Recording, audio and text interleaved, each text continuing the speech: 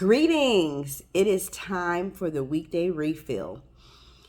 As I thought about what I wanted to share today, I was still continually thinking about what I shared over the weekend and my memories, right? And what I shared yesterday. And I want to dig a little deeper into that. And I want to talk about David. And even as I was talking yesterday, and I was talking about the fact that I found the album, it was completely and utterly full of color. Like, it was, wow.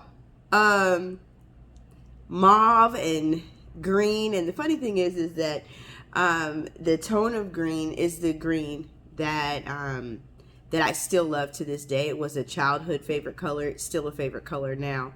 But it's funny now that I see it in retrospect, even where my favorite color green came from. But I looked over that and I realized that I'm not the only one, right?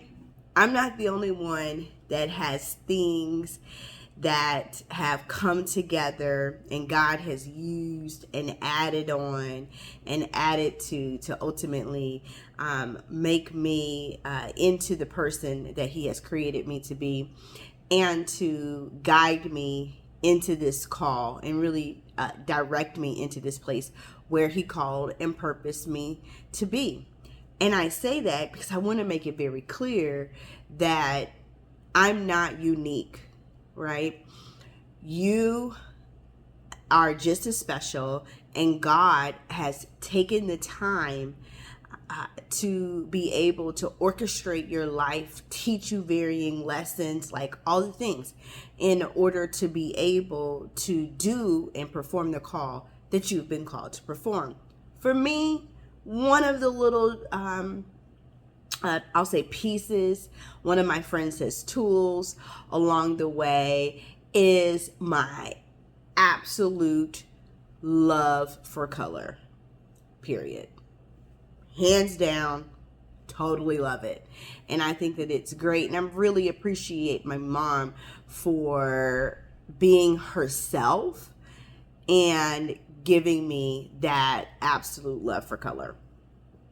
Now, what does that make me think of? Well, as I was thinking and I was pondering on that a little bit more, it made me consider David, right? I just kept thinking about David all last night, and I wanted to share some of my thoughts about him. Now, David is introduced to us in the scriptures in 1 Samuel 16 when the prophet goes to his father's house in order to select and anoint the next king. And he looks at everybody. He's like, he's not it. He's not it. That's not it. That's not it. All directed by God, because these people really look like they were supposed to be the next king. But the Lord was like, nope, that's not the one. And so he then ultimately had to be like, no, that's not the one. Well, when we got down to David, and he came again from out of the field, he was out shepherding, taking care of the sheep. And the prophet was like, hearing from God, that's him. Because God said, that's the one. That's him. And then we come to find out after, he's been anointed to be king that day. And then we come to find out later when he goes up against Goliath that David was equipped to be able to go up against the Goliath and had the courage to do so, right? Because he had already tussled with a lion and won. I mean, it's a tussling if you grab the lion by his mane and pull him down and then kill him, because I'm not trying to get that close to a lion if it's coming after me or mine, right? But David was out there protecting his sheep, protecting those that followed him as the shepherd. And he was willing to fight anything at any cost and even put his own life into danger. That was the countenance that he was supposed to take with him into being a king. And he messed up. He did. We all know about Uriah, okay? But that lesson that he learned to be able to fight and to get through like that was something that was in his toolkit, in terms of his attitude and his behavior and how he led those that followed him. Same way with the bear, right?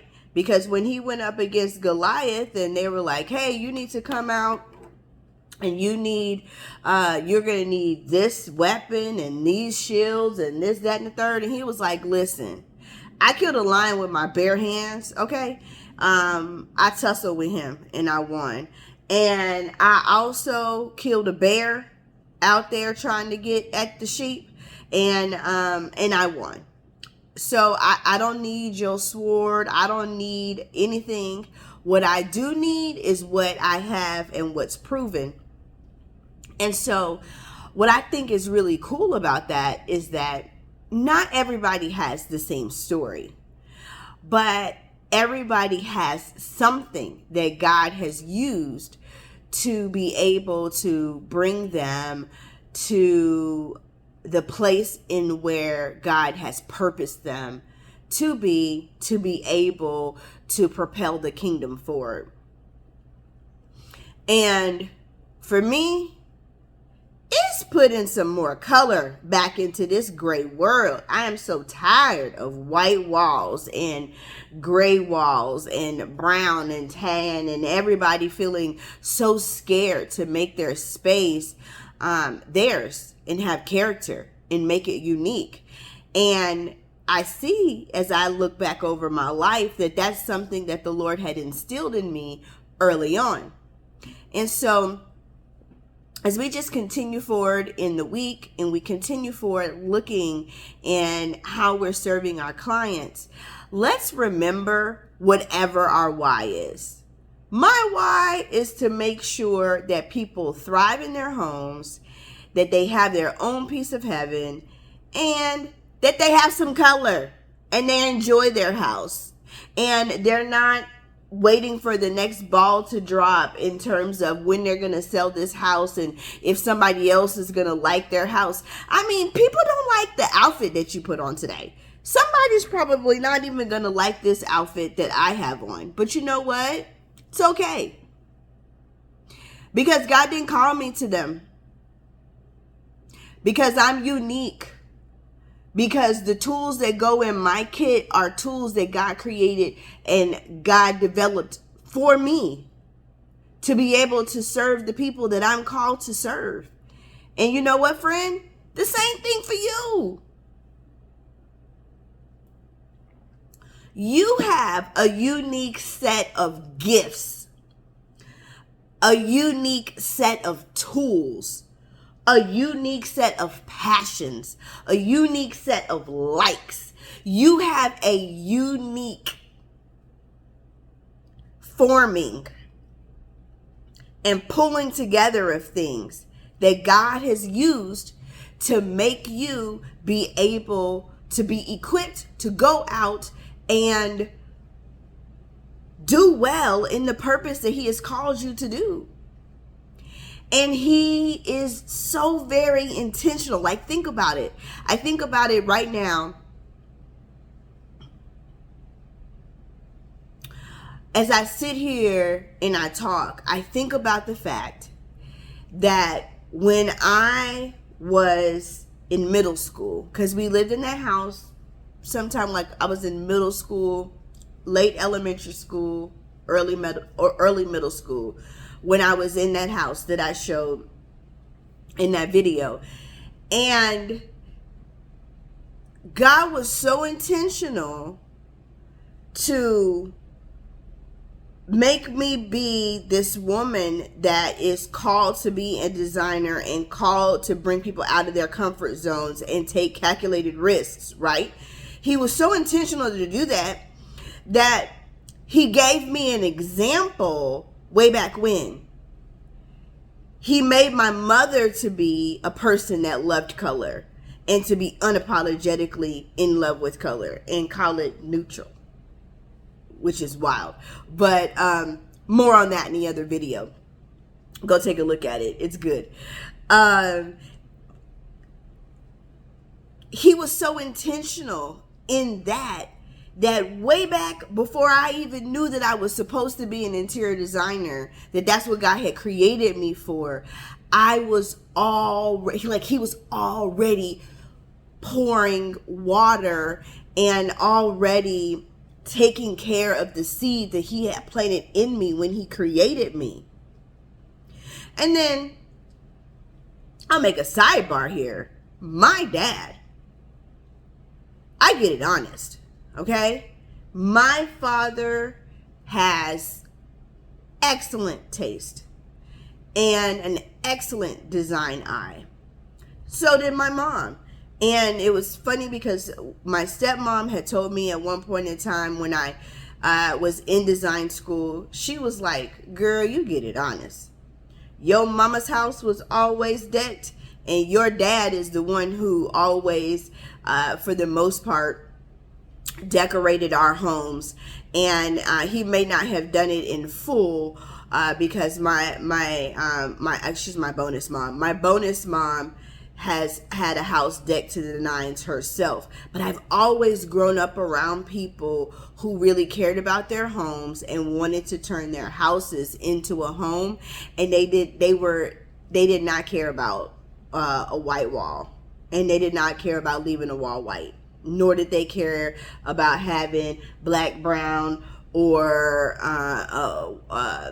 white furniture, unless it was their high city living room, okay? But for the most part, they wanted something that was just expressive. Because that's what your home is supposed to be. It's supposed to be expressive of who you are. And if it hadn't been for those lessons when I was a child, I would not have learned that.